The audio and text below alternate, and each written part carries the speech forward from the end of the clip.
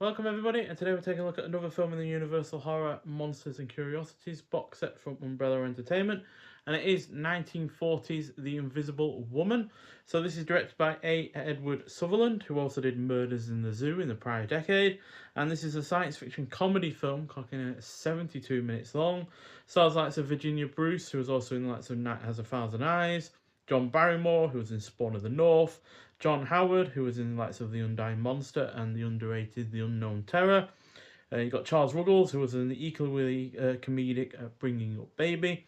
And finally, Margaret Hamilton, in only the year prior to this, was in The Wizard of Oz, as she was the Wicked Witch of the West, and 13 Ghosts, the original film from the 60s by William Castle.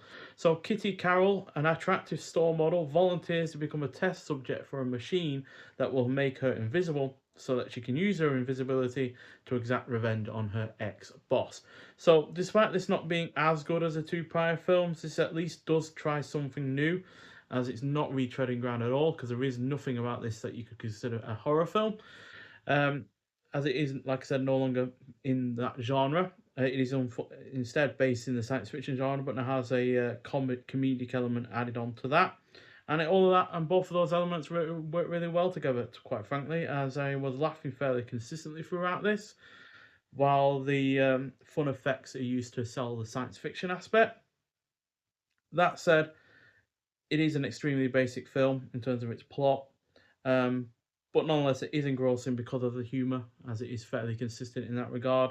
And then the effects are also pretty damn good as well, especially for a film that that was released within the same year as The Invisible Man's Revenge. And yeah, but despite any of the the rest of the film not being all that remarkable, it is hardly offensive or boring as well. The cast is also good. It is well paced. The score is decent, and it doesn't outstay its welcome. And yeah, the jokes come really rather fast and quick. Quite frankly, to the point that it does come across as a screwball comedy. To be honest, that just so happens to have some science fiction elements to it as well. So yeah, even though like I said, it's not as good as the previous two films, it still does get 3 out of 5.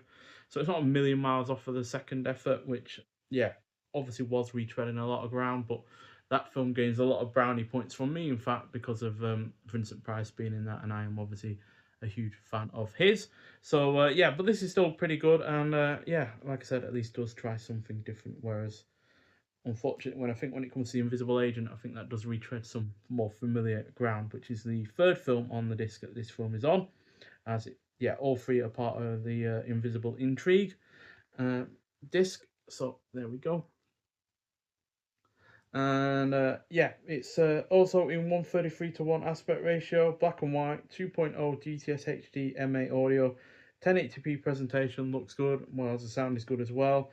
English language soundtrack with English subtitles as well. So yeah, it is a interesting enough effort, this film, especially since it is an offshoot of the main series.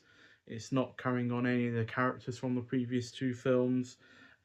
Even the way that they make the lead actress invisible is completely different as well, because in the first two films it was just purely chemical and such. There was no machines or anything like that, whereas in this it's a mix of those two elements as well. And then on top of her trying to get revenge on her ex-boss, which actually isn't a huge amount of the plot, even though it sounds like it is.